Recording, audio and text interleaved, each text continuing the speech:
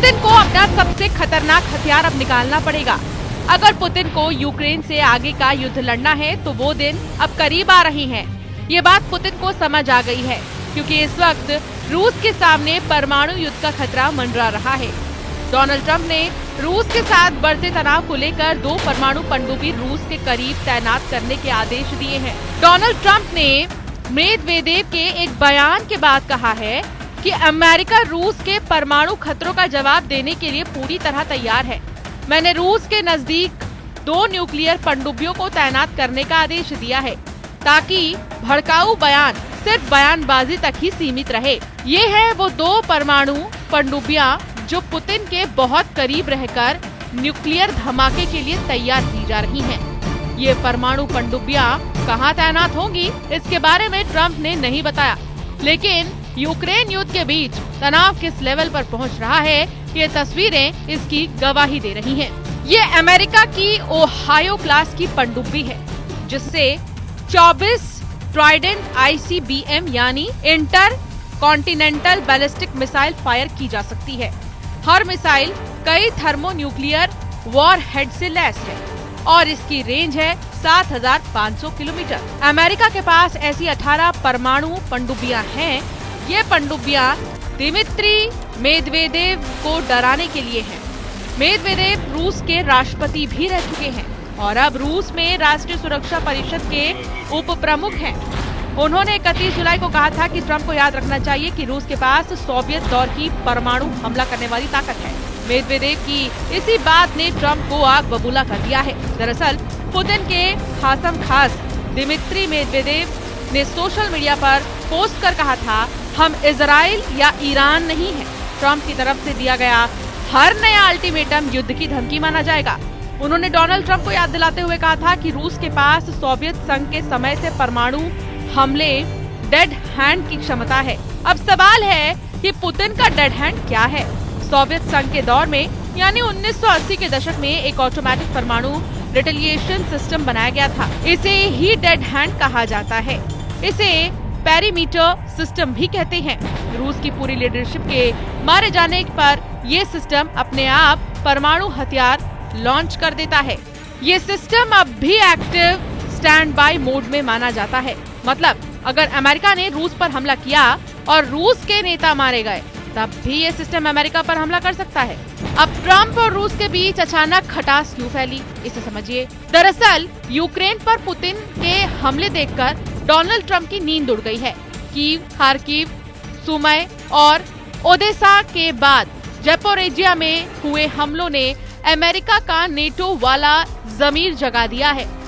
इसीलिए Donald Trump ने cease fire और युद्ध वाले विकल्प चक्र को बार बार घुमाया और इसका फैसला आया युद्ध, क्योंकि पुतिन को बार बार अल्टीमेटम की बात कहकर ट्रंप ने कई तरह के भ्रम पैदा कर दिए हैं। ट्रंप दिखाना चाहते हैं कि अमेरिका अब किसी भी सूरत में यूक्रेन को बचाएगा, लेकिन डोनाल्ड ट्रंप ने सीज फायर की तारीख खींचकर युद्ध को चुना है। पनडुब्बी तैनात करने वाला फैसला यही साबित कर रहा है।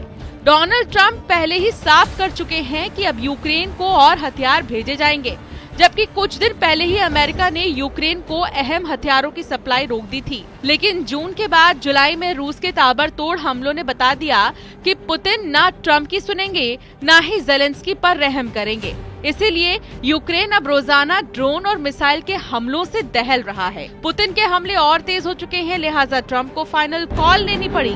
ट्रंप ने कहा है कि अमेरिका यूक्रेन को और हथियार भेजेगा। यूक्रेन को अपनी हिफाजत करने का पूरा हक है। पूरी तरह बिखर चुके यूक्रेन के बाद पुतिन का एजेंडा क्या ट्रंप के हिसाब से चल रहा है? यूक्रेन में लगी आग बता रही है कि पुतिन अब आगे क्या करने वाले हैं।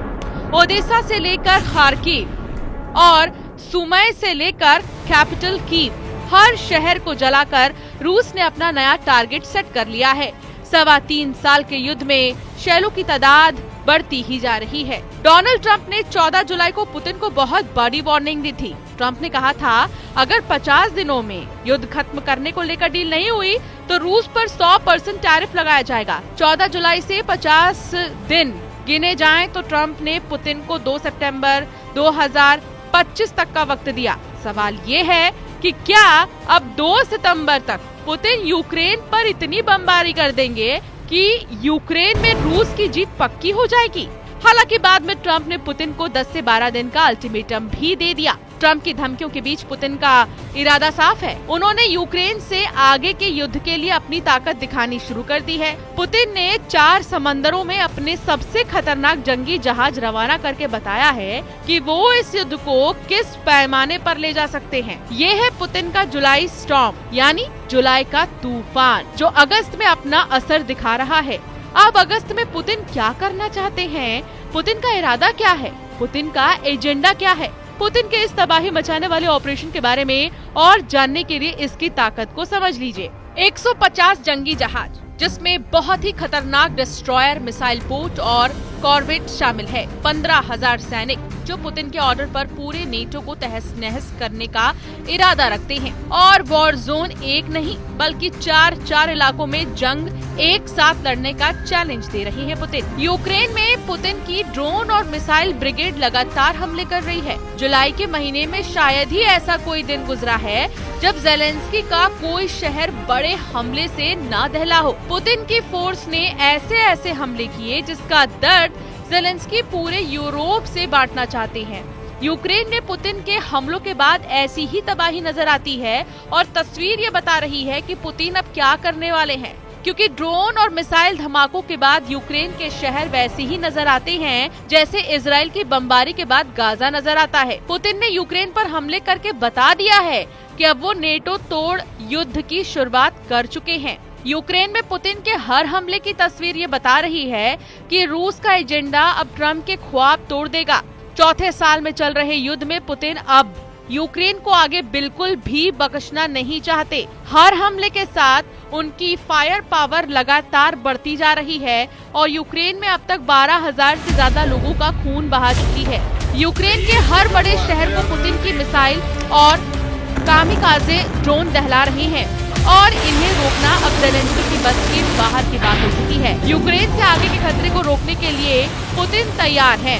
रूस के इतने जहाज एक साथ एक जगह देखकर डोनाल्ड ट्रंप से लेकर नेटो का हर राष्ट्रीय अध्यक्ष सोच रहा है कि अगर पुतिन ने अपनी पूरी पावर दिखा दी तो बचने का रास्ता क्या होगा, क्योंकि पुतिन की इस जंगी फॉर्मेशन में पनडुब्बी भी है।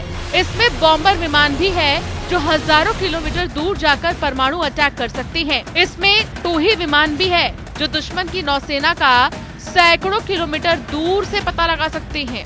और इसमें लॉन्ग रेंज मिसाइल फायर करने वाले जहाज भी हैं जो हजारों किलोमीटर दूर से तबाही मचा सकते हैं। प्रशांत महासागर, आर्कटिक महासागर, बाल्टिक सागर और कैस्पियन सागर, दुनिया में इन 4 इलाकों में पुतिन ने बहुत ही खतरनाक युद्धाभ्यास किया है और इसका नाम रखा जुलाई स्टॉर्म, यानी जुलाई का तूफान। जुलाई में पुतिन ऐसा तूफान मचाना चाहते हैं जिसकी धमक दुनिया के सबसे बड़े पावर सेंटर यानी अमेरिका तक सुनाई दे, जिसकी धमक देखकर पूरा यूरोप पनाह मांगे और जिसमें एक इशारे पर पुतिन का सबसे बड़ा वॉर एजेंडा लागू हो जाए। पुतिन के जुलाई वाले तूफान में 120 विमान भी शामिल हुए जो लॉन्ग रेंज बॉम्बिंग कर सकते हैं, जो परमाणु हमला कर सकते हैं और दुश्मन की परमाणु पनडुब्बियों को डुबाकर समंदर की गहराई में उसकी कब्र तैयार कर सकते हैं। इसके एक तरफ है पुतिन का टर्बो प्रॉप इंजन वाला परमाणु बॉम्बर Tu-95 और दूसरी तरफ है IL-38 टोही विमान जो आसमान में उड़ते हुए दुश्मन की पनडुब्बियों का शिकार करना जानता है। ये दोनों विमान पुतिन के सबसे भरोसेमंद विमानों में से एक है।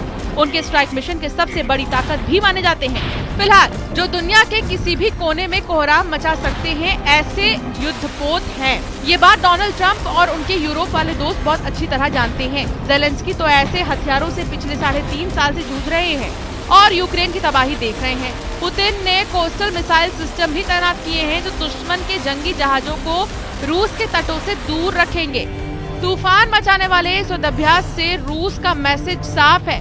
वो फौज की तेजी से तैनाती, एंटी सबमरीन ऑपरेशन, तटों की सुरक्षा और शिपिंग लेन की हिफाजत, इन 4 मुद्दों पर काम कर रही है। लेकिन पुतिन का असली एजेंडा तो कुछ और ही है और वो है पावर प्रोजेक्शन और इसी के जरिए दुश्मन को रूस से दूर रखना। रूस के पास दुनिया की तीसरी सबसे बड़ी नौसेना है। आंकड़ों के हिसाब से पहले नंबर पर चीन है क्योंकि उसके पास करीब 400 जंगी जहाज हैं।